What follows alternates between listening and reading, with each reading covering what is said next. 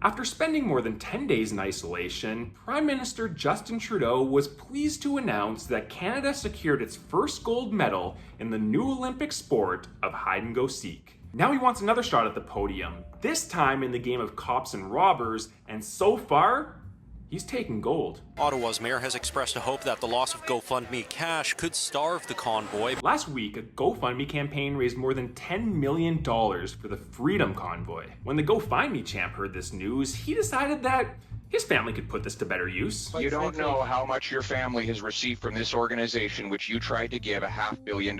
Really? Again, how much money total have your brother, mother, and spouse received from this organization? How much? That information has been publicly shared, but I will highlight. Well, then tell me what it is.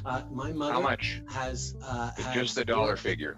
Throughout her life. The dollar figure, Prime Minister. In various ways, and is How much of the work that she's done, and I'm proud of her. How as well. much? The chairperson's power has gone out and is no longer part of this meeting. Trudeau put the first points on the board, but with the value of a Canadian dollar beginning to rival that of a German Papiermark, the truckers only need 180 Bitcoin to match this $10 million score. Would you support a slightly higher tolerance for inflation?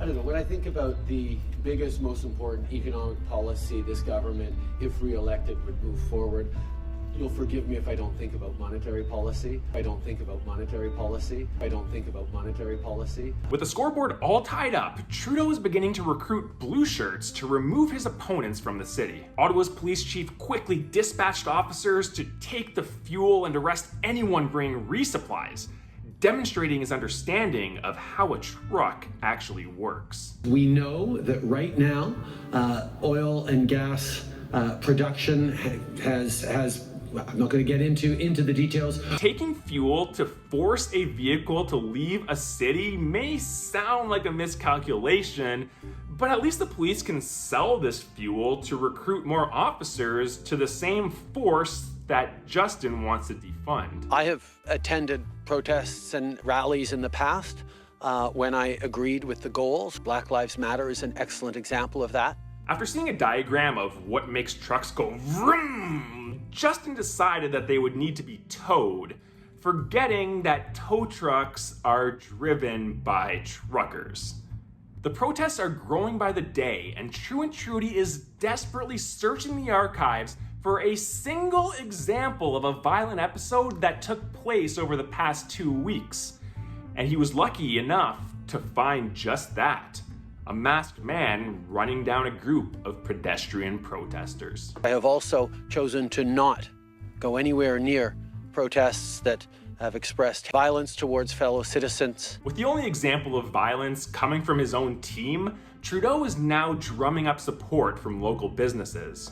Businesses near Parliament Hill, including the Ontario provincial liquor stores, would not even open their doors Sunday. The very fact that they're now threatening to intimidate retail workers by going in and trying to shop without a mask just shows you how out of touch these people are. True and Trudy is still awaiting a response from all of these entrepreneurs who he put out of business. In November 13th of 2021, my restaurant was taken from me by force. Well, at least the local residents can still purchase their goods from Amazon.